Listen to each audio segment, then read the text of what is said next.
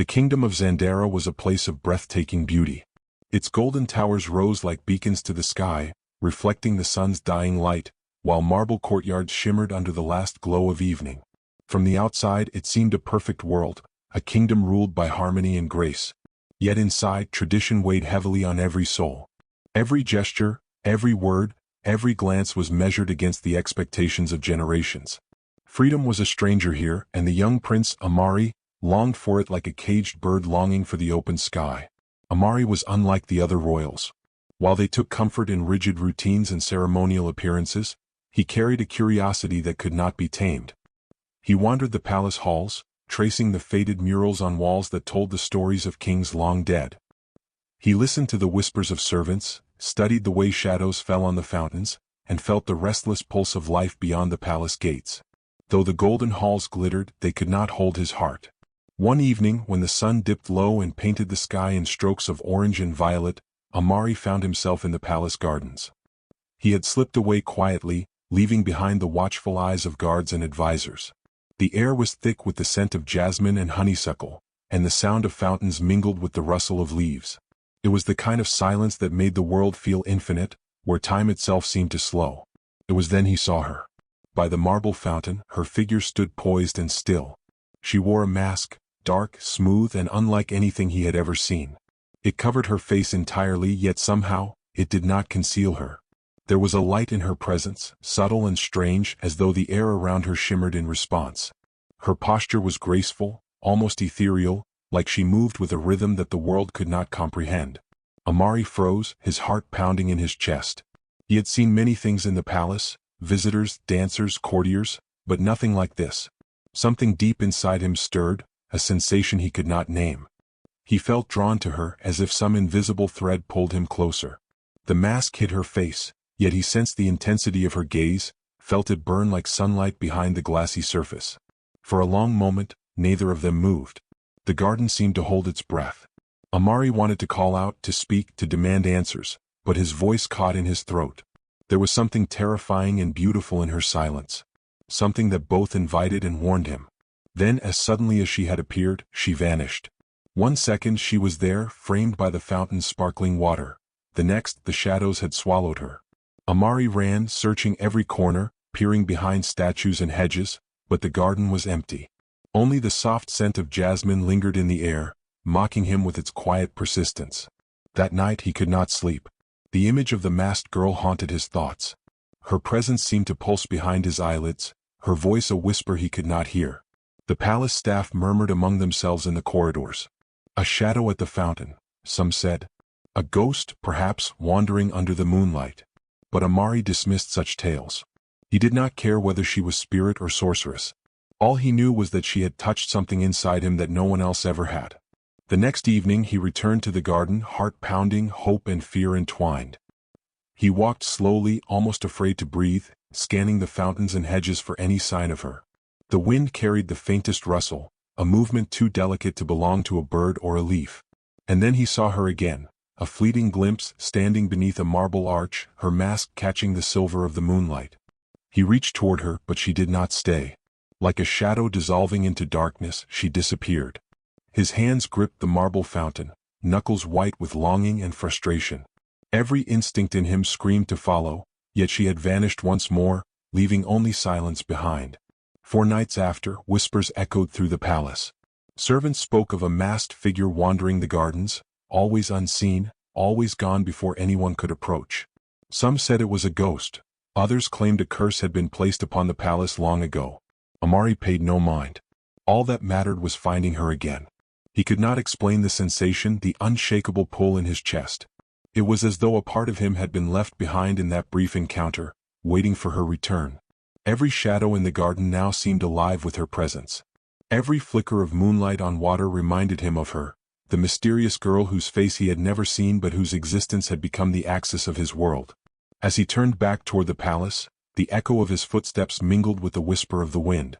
Something was changing within him, something wild and fragile. He was no longer just a prince bound by duty and expectation. He was a young man caught between the world he knew and the world she promised, a world of mystery, beauty, and danger. The encounter had been brief, fleeting, and impossible to explain. Yet it was enough to ignite a fire in his soul. Amari knew, with certainty that terrified and thrilled him in equal measure, that he would find her again. And when he did, nothing would ever be the same. The nights that followed the first encounter became restless for Prince Amari. Sleep was a stranger, and even the golden halls of the palace no longer held their charm. He could see her everywhere, in the shifting shadows of the corridors, in the moonlight glinting off the marble floors, in the reflections of the fountains. Every step, every whisper of wind seemed to carry her presence. He began wandering the palace more often, pretending to inspect the gardens or admire the architectural details of the marble arches. But his true purpose was different. He was searching for her.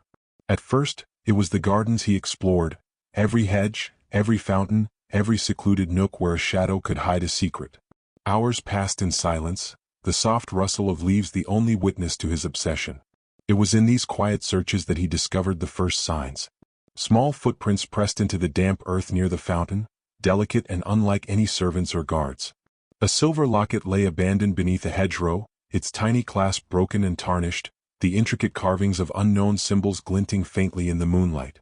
Amari picked it up carefully, tracing the patterns with his fingers. There was a strange warmth in the metal, as though it had been touched by magic, by life beyond human understanding. Each clue was a spark, feeding the growing fire of his obsession. He questioned everything he had been taught, the rigid rules of the palace, the hierarchy of nobles, the wisdom of ancestors. Could all the tales of spirits and curses be true? Was she human or something else entirely? Every unanswered question seemed to pull him closer, even as it filled him with unease. His advisors and relatives began to notice the change in him. Where once he had been lively, attentive, and respectful, he now seemed distracted, almost absent. At council meetings, his gaze would drift toward the window, the faintest glimmer of hope that she might appear in the garden. Whispered warnings reached his ears. The prince is lost in his own thoughts. He risks scandal if he continues wandering at night. But Amari barely heard them. What was duty compared to the pull of this mysterious girl? His search extended beyond the palace. By the river that wound through the city, he saw the faintest traces of her passing. Ripples in the water, footprints in the mud, the soft sound of a dress brushing against reeds. In the marketplace, he glimpsed her among the throngs of people, her mask catching the sunlight for just a moment before she slipped away like a phantom. Each sighting left him breathless, his heart a mixture of longing and fear. At times he began to doubt himself. Was he chasing a human or a shadow of one? Could a spirit truly touch a human heart so deeply? And yet, when he closed his eyes, he felt her presence in the smallest details. The way a breeze lifted his hair, the way the moonlight played on a fountain's rippling surface. She was everywhere and nowhere, and he could not turn away. The obsession began to consume him. Every spare moment was spent piecing together the signs she left behind. Strange symbols carved into the stone, patterns in the petals of flowers, even the positioning of statues. Everything seemed to hold meaning if he looked closely enough. Sometimes he would stumble upon a note, written in a careful, flowing hand, each word chosen with precision, hinting at her knowledge and her secret world. Palace intrigue added to his tension. Courtiers whispered that the prince was neglecting his duties, that he risked the kingdom's stability with his strange nightly wanderings. Some feared scandal, some feared magic. Amari did not care. He was no longer a prince concerned with appearances. He was a man captivated, obsessed, driven by a need he could neither explain nor resist. His obsession took a physical toll. Nights spent in the gardens left him exhausted, pale, and restless. His meals went untouched as he followed faint trails through moonlit courtyards. And yet, the more he searched, the more he felt alive. There was a thrill in the unknown, a sense that every step brought him closer to the truth, and to her. Then came the nights of small, fleeting encounters. He would see her standing by the fountain, mask gleaming in silver moonlight. Sometimes she would vanish just as he approached. Other times she would leave small signs for him to follow, a trail of petals, a carved mark on a tree, a symbol scratched into the stone. Each time she seemed to test him, to challenge him, to see if he was worthy of her secret world. One night, he followed a trail of faint footprints to the old stone bridge overlooking the river. The water shimmered beneath the stars, and he could just make out her figure at the far end, her mask catching the moonlight. He called out her name, but she did not answer. Instead, she turned to him briefly, and he glimpsed the faintest shimmer around her, like the air itself had bent around her form. Before he could reach her, she was gone, leaving him standing alone, heart pounding, eyes searching the darkness. Amari began to question reality itself. Was she a spirit? A creature of magic? A ghost bound to the palace by some ancient curse? He could not tell. All he knew was that he felt a connection so profound that nothing else mattered. His mind became a whirlwind of longing and confusion, every thought dominated by her presence. He found himself speaking to the shadows as if she might hear him. "Where are you?" he whispered into the night air. "Why do you hide from me?" The wind carried his words, but no answer came. Still he persisted. He could not stop. He would not stop. The pull of her existence was a force stronger than duty, stronger than fear, stronger than life as he had known it. Even as palace staff whispered of ghostly figures and strange occurrences, Amari's resolve only deepened. He ignored their warnings, their hushed fears, and their advice. Nothing mattered but finding her again, discovering her secrets, understanding the truth behind the mask. Each night was a promise, each shadow a clue, each fleeting glimpse a heartbeat away from revelation. He began to realize that his life, the life of a prince bound by rules and expectations, had changed forever. He had crossed into a world where certainty did not exist, where every moment held danger and wonder. He was no longer merely Amari, son of the king. He was a seeker, a dreamer, a man captivated by a mystery that defied explanation. And he knew, deep in his heart, that he would never rest until he found her again. The search had become his life, obsession its fire. And somewhere, hidden in the shadows of the palace gardens, the masked girl waited, unknowable, ethereal, and impossible to resist. The moon hung low over the palace gardens, casting silver light over the marble paths and fountains. The air was thick with the scent of jasmine and roses, and the soft rustle of leaves sounded like whispers of a world unseen. Prince Amari moved carefully, every step measured, his heart thrumming in his chest. Tonight, he told himself, he would not let her vanish again. And then he saw her. She stood beneath the archway of an old stone gazebo, the mask over her face catching the moonlight like black glass. Shadows clung to her, shifting and flowing as though alive, as though the night itself obeyed her presence. Amari's chest tightened. The sight of her, poised and silent, sent a rush of emotions flooding through him. Fear, longing, awe, and something deeper he could not name. "Who are you?" he whispered, stepping closer, careful not to startle her.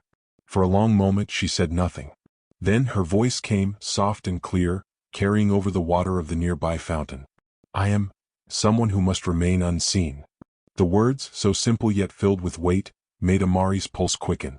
There was intelligence in her voice, a depth of understanding that seemed impossible. He could feel her presence in every word, every pause. She was alive with mystery, yet her warmth drew him nearer, a beacon in the shadows of the night. "I've been searching for you," he said, his voice trembling. "I've seen glimpses, traces of you everywhere. Why do you hide?" Her gaze, though hidden behind the mask, felt as though it pierced straight into his soul. "Some things are dangerous to show," she replied, voice almost a whisper now. "Some things cannot exist in your world without bringing ruin." Amari's hands clenched at his sides. "I do not care. I only care that you are here, that you exist. Please let me know you even a little." A faint shimmer passed through the air around her, almost like heat rippling on stone. Shadows seemed to bend closer, wrapping around her in protective waves. Amari felt a chill, a warning, but his curiosity and longing outweighed fear. Slowly he stepped forward, careful, reverent. She finally spoke, her words hesitant but precise. "I am not like other people. I have been bound to this form for longer than you can imagine. The mask is not decoration, it is protection and it is curse. To show my face could bring sorrow to those who see it." Amari's heart ached at her words. Something about the way she spoke, as though she carried centuries of knowledge and solitude, pulled at him like gravity. He felt a deep sympathy, but also an undeniable pull of attraction, the sense that he had been searching for her long before he even knew it. "Then let me see you in your own time," he whispered. "I will wait. I will search. I will not abandon you." For a moment, silence stretched between them. The only sounds were the gentle trickle of water and the distant murmur of the palace. Then, slowly she stepped closer. Shadows clung to her like a veil, yet her presence felt more solid, more alive than anything else in the world. "You feel it too," she said softly, almost in wonder. "The connection, it is rare. Stronger than most humans feel. And yet, dangerous. You must choose whether you are willing to follow it, even into uncertainty." Amari's throat tightened. He did not hesitate. "I will follow. Even if the world hates me. Even if it destroys me. I will follow." A moment passed, and then a faint ripple appeared in the reflection of the fountain. Amari leaned forward, drawn to the image, and for a heartbeat he saw her face, not fully but glimpses of something ethereal and unnerving. Her skin shimmered faintly, not pale, but glowing softly like starlight. Her eyes, dark and luminous, held an intelligence and sadness that made his chest ache. And then, just as quickly as it appeared, the reflection dissolved, leaving only the mask. Amari stumbled back, breathless. His mind spun with awe and fear. Could he love her if her true face was not human? Could he embrace the mystery without fear, without hesitation? He felt the weight of the question pressing down on him, yet the pull of her presence was irresistible. "You will see me in time," she said, as if reading his thoughts. "But not yet. Patience and understanding, these are what you must bring. Few can endure what is hidden in me." Amari nodded, his heart pounding. "I will endure. I will wait. I will search. I will not let this connection fade." The night seemed to hold its breath, the stars overhead twinkling faintly, as if watching the first steps of something extraordinary. He realized then that the girl before him, masked, mysterious, ethereal, was no ordinary human. Yet she had touched him in ways no human ever had.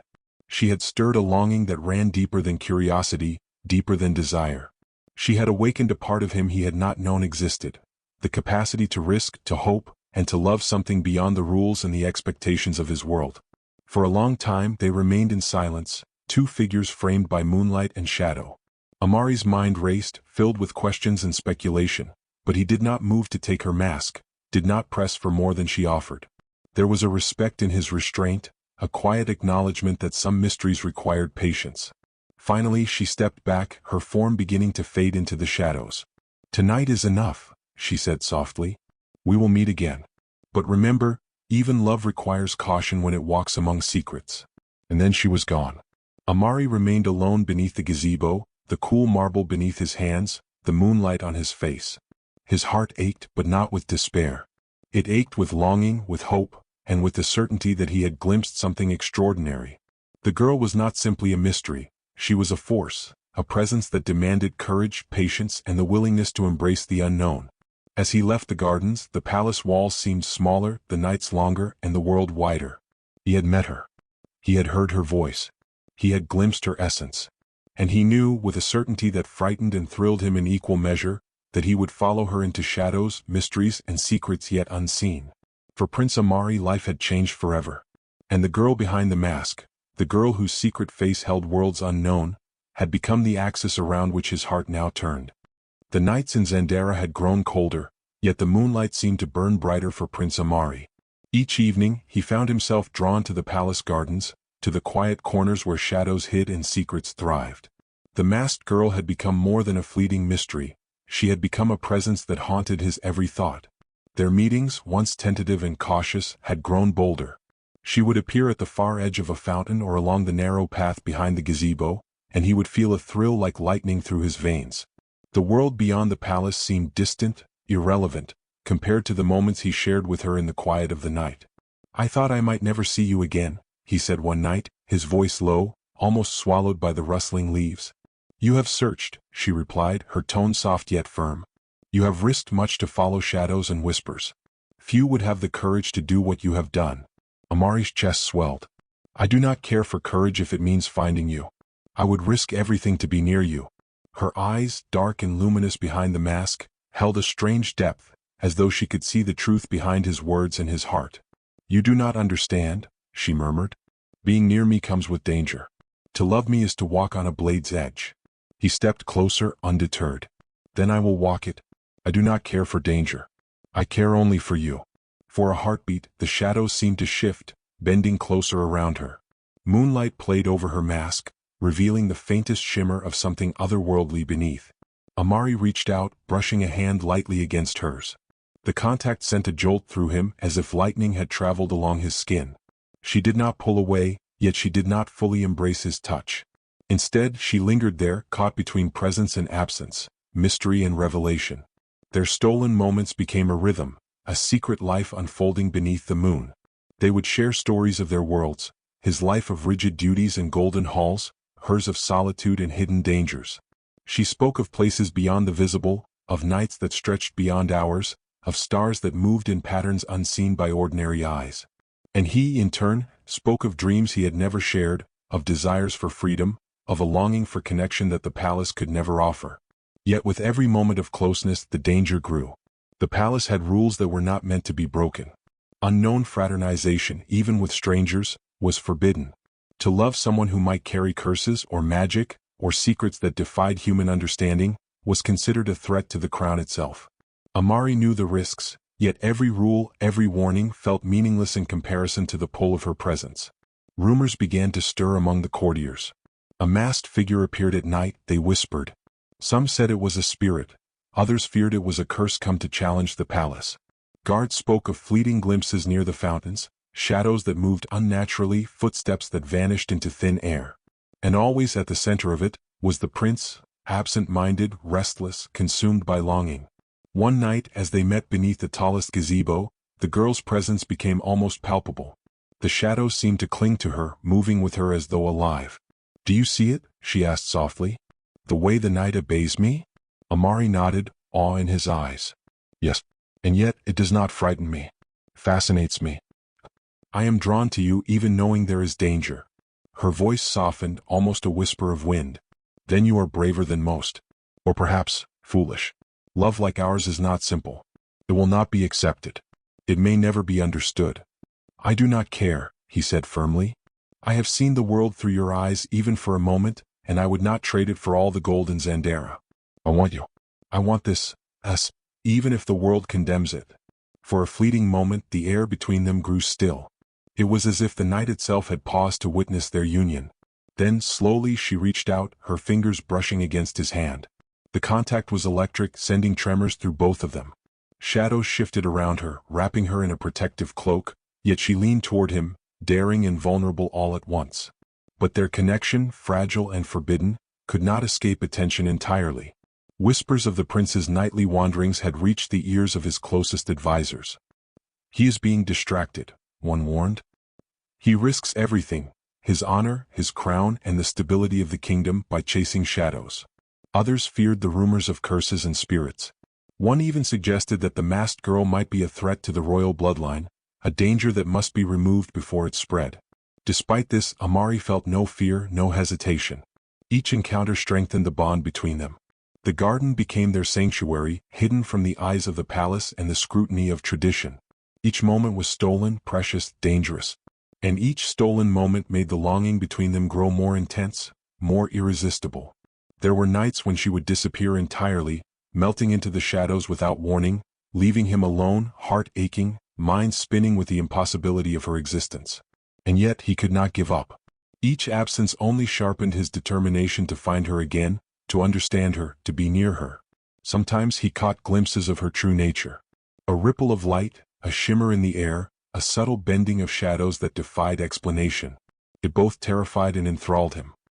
He realized he was not simply in love with her appearance, masked and mysterious as it was, but with the essence of who she was. Her courage, her intelligence, her otherworldly grace drew him closer than any human could. Their forbidden love was a delicate dance, full of tension, longing, and risk. Every touch, every glance, every word carried weight. Each night was a balancing act between desire and danger, between secrecy and the possibility of discovery. And through it all, Amari felt alive in a way he had never felt before. The palace, with all its golden towers and rigid rules, seemed distant and lifeless compared to the world he had found in her presence. And yet, deep in the shadows of the garden, danger waited. The palace rules, the whispered fears of courtiers, and the very nature of the girl herself, all were forces that could destroy their fragile happiness. But in that moment, as moonlight kissed the marble paths and shadows danced around them, Amari did not care. He would walk the edge of danger, face whispers, curses, and secrets, if it meant he could be with her, even for a single heartbeat. For the first time, he understood that love was not merely a feeling. It was courage, defiance, and sacrifice. And he would risk it all for the girl behind the mask, the girl who had awakened a world of wonder and longing that no palace could ever contain. The night was unusually still, as if the kingdom itself held its breath. The moon hung high and full over the palace gardens, casting silver light that danced across the marble fountains and rose-lined paths. Prince Amari moved quickly, heart pounding, following a sense of urgency he could neither name nor resist. He had received a hurried note, no signature, just a message carved into delicate parchment. Tonight, you will know the truth. Come alone. His pulse raced as he approached the old stone gazebo, the place where shadows and moonlight intertwined. There, standing amidst the soft glow, was the masked girl. But something was different tonight. There was a tension in the air, a quiver of danger, as though forces beyond their understanding were drawing close. "Amari," she whispered, her voice trembling just slightly. "It is time. You must see me. Truly see me." He stepped forward, unsure if he was ready for what was coming. "I am ready," he said, his voice firm despite the quiver in his chest. "I want to know you, all of you." For a long moment she remained still. Then, with a deep, shuddering breath, she reached up and removed the mask. Amari froze. The face beneath was like nothing he had ever seen. Part human, part something otherworldly. Her skin shimmered faintly under the moonlight, almost translucent in some places, as though the air itself passed through her. Her eyes glowed faintly, deep and ancient, full of knowledge and sorrow. Her features were exquisite, impossibly beautiful, yet there was an unsettling edge to them, a hint that she was not entirely of this world. For a heartbeat neither spoke. Amari's mind raced, torn between awe and fear. He had expected mystery but not this. And yet, he could feel the essence of her, the warmth, the life, the undeniable presence that had drawn him from the very first moment. "Amari," she whispered, voice trembling, "I am cursed. I was born into this form long before your kingdom existed. I wear the mask not for vanity but to protect both you and myself. To show my face is to invite sorrow, fear, even danger. I have loved, I have longed, but humans are not kind to what they cannot understand." Amari's heart ached. The mask had hidden so much, and yet it had not hidden the truth of who she was. A being capable of love, courage, and longing just like any human. He stepped closer, taking her hands gently into his. "I am not afraid," he said, voice steady, though emotion churned in his chest. "I see you, all of you. And I love you no matter what form you take. Your face, your curse, none of it changes what I feel." Tears glimmered in her otherworldly eyes. "You do not understand the dangers," she said. "There are forces, powerful forces, that would see us torn apart. My curse is ancient, tied to magic older than any king in Zandera. If you love me truly you must accept all of it. Not just the beauty you can bear to see but the shadows, the pain, the impossible truths." Amari did not hesitate. "I will accept it. I will accept you. There is nothing I would not endure for this, for you." For a moment relief and awe softened her expression. Then she spoke of her past, revealing fragments of a story both beautiful and tragic. She had been bound by an ancient enchantment, forced to wear the mask to contain a power within her that could both create and destroy.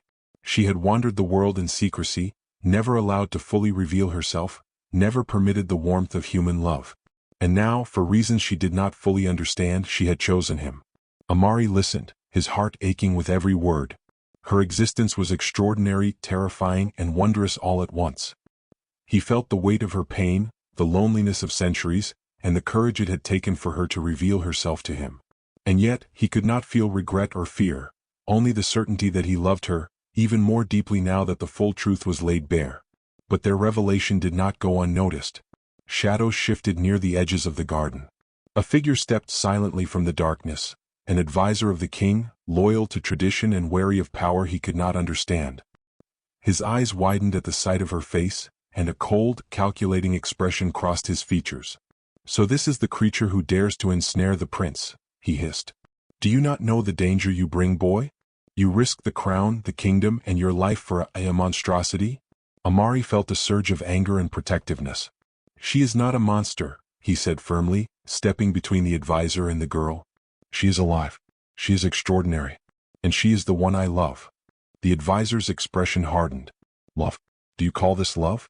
You are blinded by foolishness. That face, that power, it is unnatural. The kingdom cannot allow this. The prince cannot be led astray by what is forbidden." Amari's hands clenched, his jaw tight. Fear surged, not of her but of the consequences. Yet even fear could not move him from his resolve. "I will not abandon her," he said, voice shaking with emotion. "No curse, no fear, no tradition will keep me from her. I choose her, and I choose love, even if it defies everything the palace demands." The girl, sensing the rising tension, stepped forward. She reached out, placing a trembling hand on his chest. "Amari, my curse is dangerous. My existence brings risk.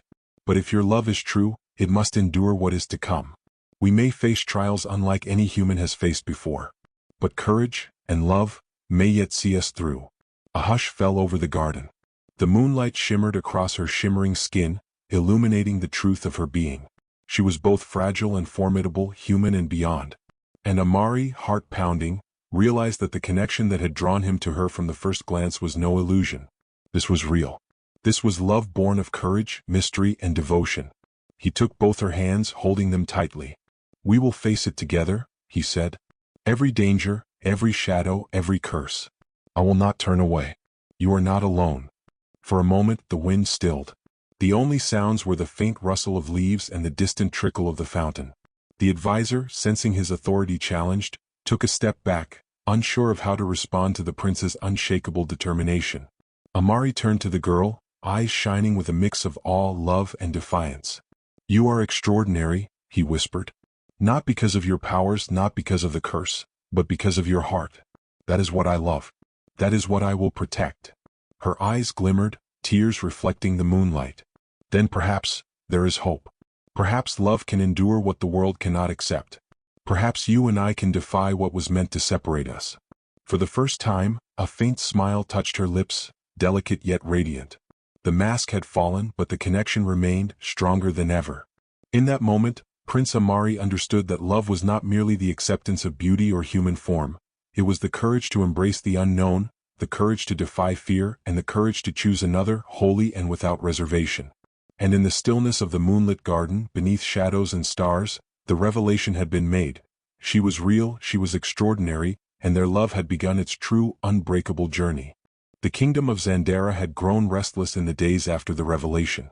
Whispers traveled swiftly through golden halls and marble corridors. The masked girl's secret was no longer just a shadowed rumor.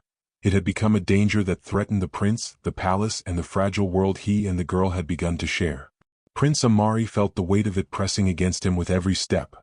His nights were no longer only filled with longing, they were haunted by the knowledge that someone, somewhere, wished to separate him from her, to tear apart the fragile bond that had taken months to form. And now the test of their love had begun. It started subtly. Guards reported shadows moving unnaturally in the gardens, lights flickering as if stirred by unseen hands. The advisor, once only distant and cautious, had become active, his eyes sharp and calculating. He sought to reveal her curse to the king, to declare her a threat to the crown and the prince's future. One evening, as Amari waited for her at their secret meeting place beneath the moonlit gazebo, he sensed a presence approaching, cold, deliberate, and dangerous. From the shadows emerged the advisor, his face hard and unforgiving. "Prince Amari," he said, voice low but commanding, "this ends tonight. You cannot risk the kingdom for a creature that is not fully human. She is dangerous, cursed, and you will see it if you persist." Amari's heart thundered, not with fear of her, but with fear for her. He stepped in front of her, protectively, every muscle taut. "She is not a danger," he said firmly. "She is alive, she is extraordinary, and she is the one I love. I will not abandon her. Do you understand?" The advisor sneered. "Love? You call this love? I call it madness. Your affection blinds you. She is bound by powers you cannot hope to understand. If you continue, disaster will follow." Amari's gaze hardened. "Then let it come," he said, voice steady despite the adrenaline surging through him. "If loving her is madness, then so be it. I choose her, and I will protect her, no matter the cost." The advisor's lips curled in anger, but before he could act further, a strange ripple passed through the air. The girl's form began to shimmer, her presence twisting the shadows around her. Something powerful stirred within her, an instinctual response to the threat. The air seemed to vibrate with energy, bending and rippling as if reality itself responded to her fear and determination. "Amari, step back," she warned, her voice trembling with urgency. "If he touches me, I cannot control it completely. The curse, it reacts to danger." Amari refused. "I'm not stepping back. Whatever happens, we face it together." In an instant, the shadows around her coiled and shifted, forming shapes that moved with a will of their own. The advisor faltered, stepping back as though sensing the power he could not control. For a brief, terrifying moment, the night itself became alive, bending and twisting, challenging them both. Then, as quickly as it began, the shadows receded. The girl fell to her knees, trembling. Her energy, though immense, had left her exhausted. Amari rushed to her side, lifting her gently, his hands warm against her ethereal skin. "You are safe," he whispered, holding her close. "I will not let anything harm you." Tears glimmered in her glowing eyes. "Amari, if you truly love me, you must understand the risk. My curse is not just a mystery, it is a danger. It has claimed lives before. If it is angered, if my power is uncontrolled, even you could be hurt." Amari tightened his grip. "I understand, and I do not care. I will face it all. For you, for us, for the love we share." The advisor, realizing his authority had been challenged and his plan disrupted, retreated into the shadows with a harsh warning. "This is not over, Prince," he hissed. "One day your choices will destroy you. Mark my words." But even as the danger passed, Amari knew the test was only beginning. Her curse, unpredictable and ancient, could strike at any time. He could not simply protect her from others. He would have to confront the curse itself, endure its trials, and prove that his love was unwavering, even in the face of fear and the unknown. In the nights that followed, strange events became commonplace. The girl would vanish suddenly, leaving only a whisper of wind or the faint glimmer of her form reflected in the marble fountains. Shadows would bend unnaturally, and objects would shift without explanation. Each time, Amari risked discovery by wandering the palace alone, searching for her, calling her name into the night. One night, he found her at the riverbank, standing in the silver glow of moonlight. Her form trembled, and her eyes reflected a silent terror. "Amari, the curse, it grows restless. If I am not careful, it could consume everything around me. You must not follow me into danger tonight." He knelt before her, taking her hands in his. "I will not abandon you. Not for fear, not for shadows, not for curses. You are worth every risk, every trial, every danger. I love you. That will not change, no matter what comes." Her eyes shimmered, filled with a mixture of gratitude and sorrow. "Then you must truly be brave, Prince Amari. Braver than anyone has ever been. The curse will test you, it will test us. It may take everything from us, and yet, your heart must remain steadfast." And so the test began in earnest. The curse reacted unpredictably. One moment she would be calm, serene, as though the shadows themselves honored her presence.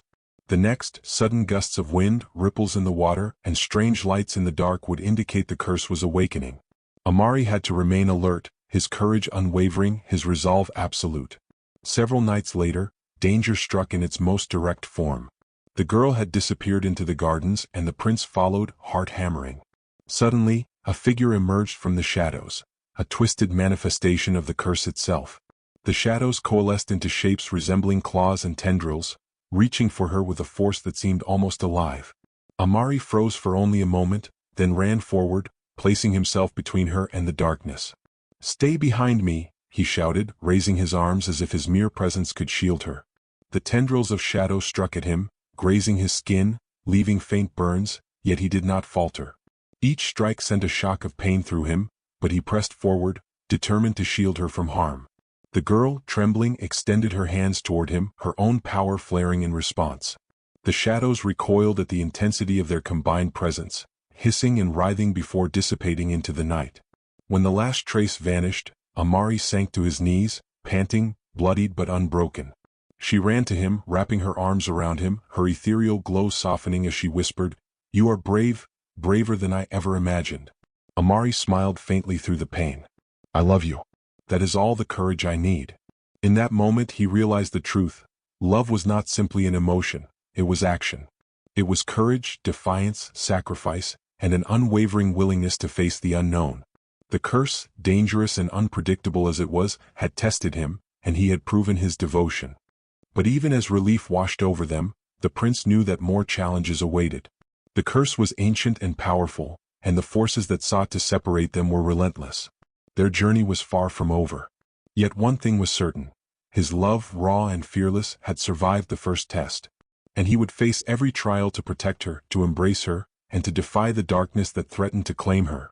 The night sky over Zandera was a turbulent canvas of clouds and stars, shadows swirling with the tension that had grown between the palace walls and the enchanted gardens. Prince Amari and the masked girl had faced the first test of her curse, but the true trial was approaching, one that would demand courage, sacrifice, and the ultimate proof of love. The advisor, emboldened and enraged by Amari's defiance, had conspired with dark forces to separate them. Ancient magic, long hidden from mortal eyes, had been summoned to capture the girl and bind her fully to her curse. Rumors of this gathering power reached the prince through whispers among the palace staff, hushed warnings of shadows that moved on their own and lights flickering unnaturally across the gardens. Amari knew that waiting was not an option. He could feel the pull of danger, the threat that the girl he loved so fiercely might be taken from him forever. With a deep breath, he took her hand. "Tonight," he said, voice resolute, "we face this together. Whatever comes, we do not run.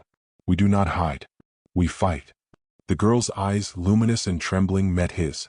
"Amari, I have lived centuries knowing this moment would come. My curse, it will test me as it tests you. You may not survive unscathed. And yet," she paused, a faint glimmer of hope softening her ethereal features, "you have shown me the strength of your heart. If anyone can face this, it is you."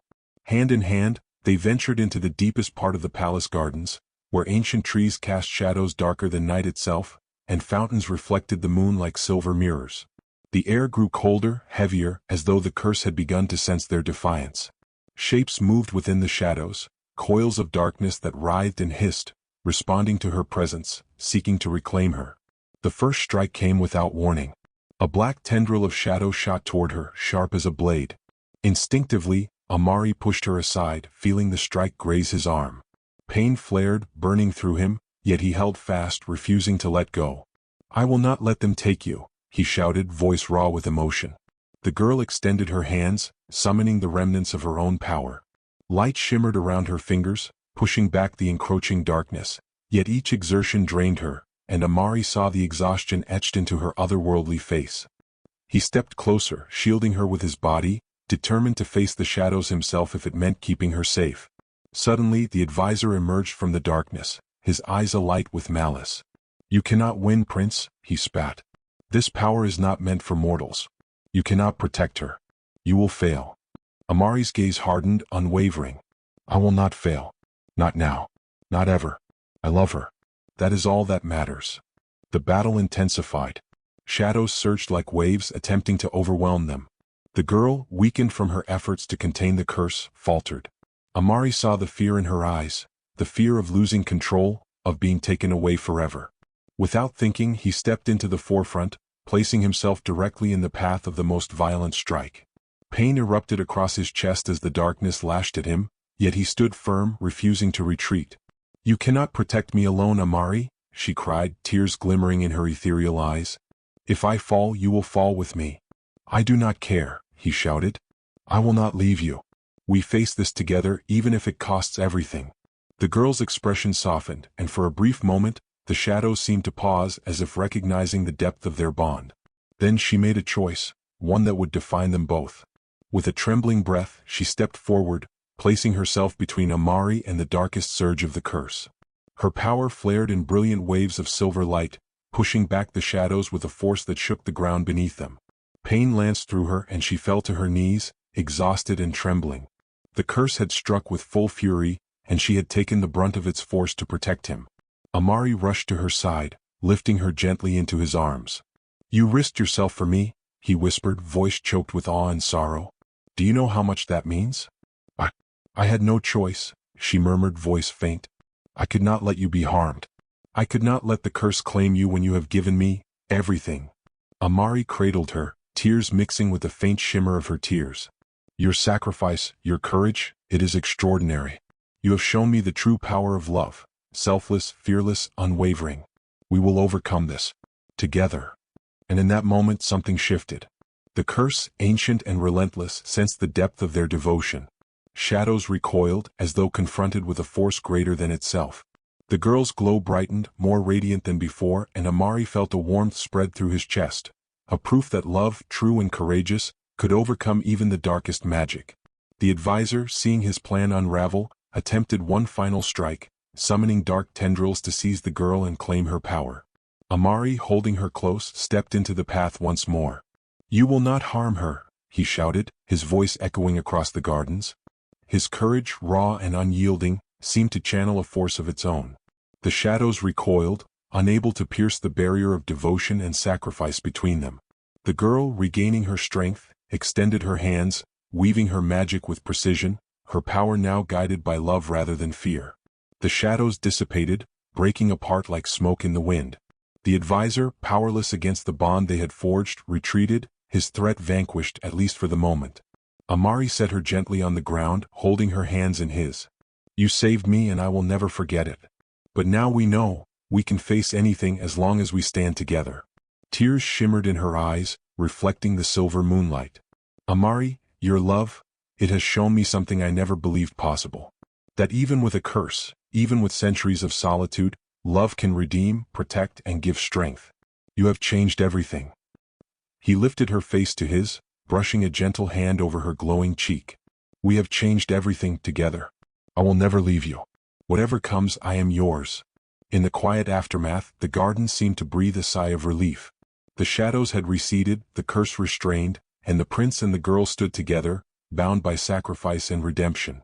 The test had been brutal, terrifying, and absolute, but they had survived. And in surviving, they had proven that love was not merely a sentiment. It was courage, defiance, and unshakable loyalty.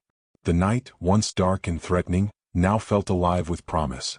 The stars sparkled more brightly, and the wind carried the faintest whisper of hope. They knew the trials were not over, but for the first time, they understood that together they could face anything. The sacrifice had strengthened them, and the redemption they had earned was not just for themselves, but for the bond that now defined their hearts. Amari held her close, whispering softly, "We are stronger than the curse. Stronger than fear. Our love has been tested and we have triumphed. You are not alone, not now, not ever." The girl rested her head against his chest, breathing slowly, finally able to feel the warmth of safety and devotion. "And you are mine, Amari," she whispered. "Brave, unyielding, and bound to me in ways no darkness can break." In that moment, the trials, the fear, and the shadows seemed distant. What remained was the unbreakable bond they had forged, through sacrifice, courage, and love. And as they stood beneath the moonlit sky, the gardens around them whispered of redemption, of hope, and of a love powerful enough to defy curses, darkness, and even time itself. The first rays of dawn crept over the horizon, painting the palace gardens in shades of gold and rose.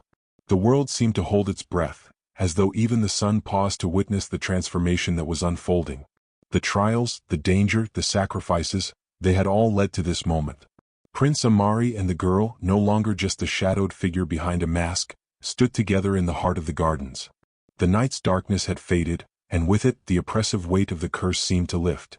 The girl's glow, once faint and trembling, now shone steadily, pure and radiant. Her face, once hidden behind the mask, now revealed a harmony of human and mystical beauty. Her eyes retained their otherworldly luminescence, but warmth and tenderness softened their gaze. Her features were striking, ethereal, yet unmistakably alive, an embodiment of the courage, love, and endurance that had defined her journey.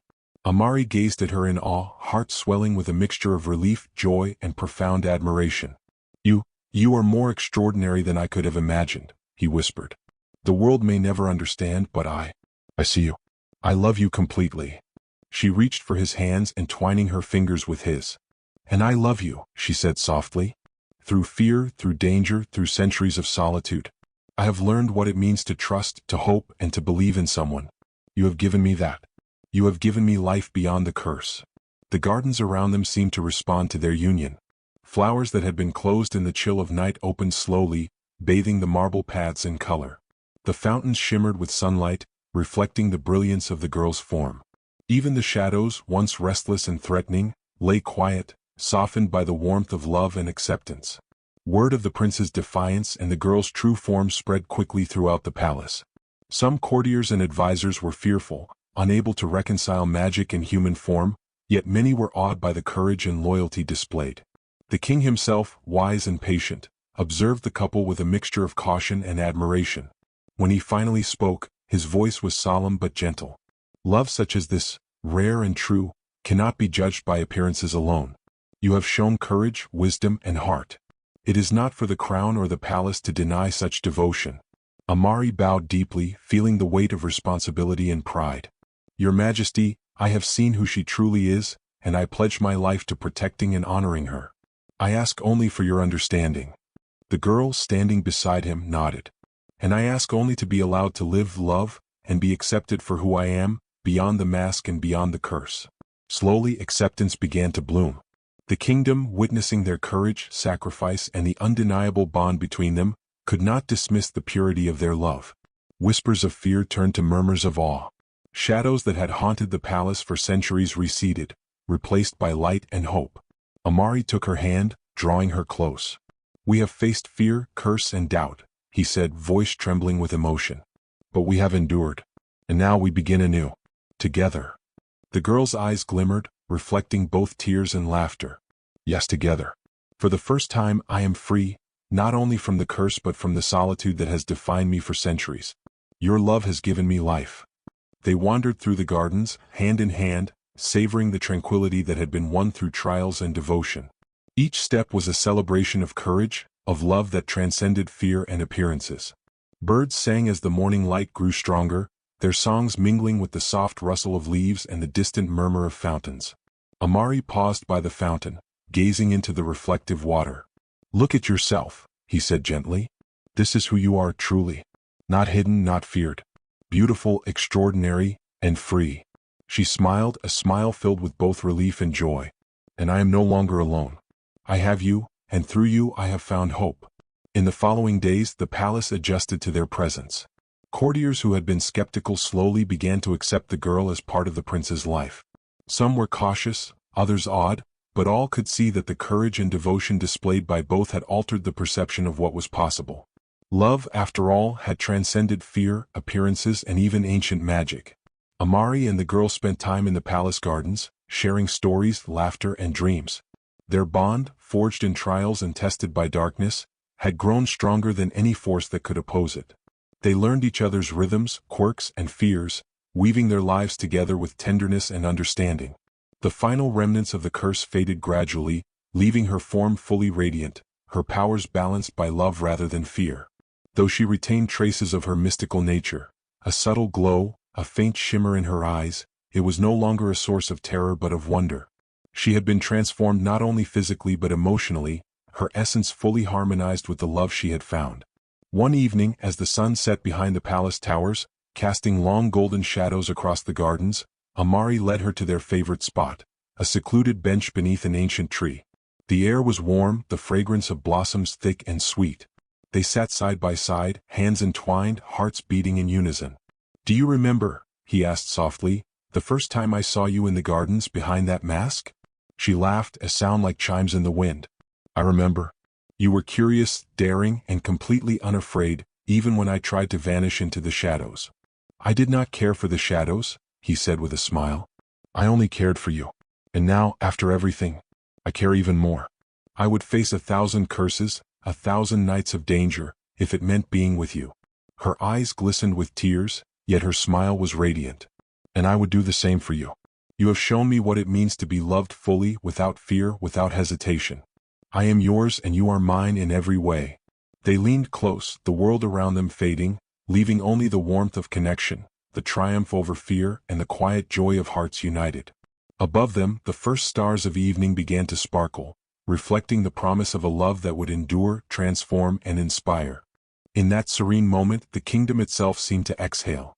The trials were past, the curse lifted, and two souls, once divided by fear, mystery, and shadows, had found their destiny together.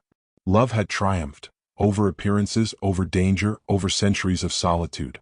And in its victory, it had brought hope, courage, and light to all who witnessed it. Amari took her hand once more, their fingers intertwined.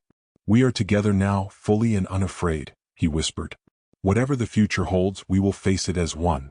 She rested her head on his shoulder, feeling the warmth of his presence, the steadfastness of his heart, and the quiet joy of a bond that had endured every test. "Together," she echoed softly. And so, beneath the golden light of dawn and the emerging stars of evening, the prince and the girl, once masked, once cursed, stood united. The palace gardens, once filled with shadows and whispers, now resonated with laughter, light, and love. Their journey, fraught with danger and sacrifice, had reached its fulfillment. They had discovered not only each other but the transcendent power of courage, acceptance, and devotion. For in the end it was not the curse, nor the fear, nor even the shadows of the past that defined them. It was love, true, unwavering, and transformative, that had shaped their destiny. And under the eternal sky of Zandera, they embraced it fully, together, forever.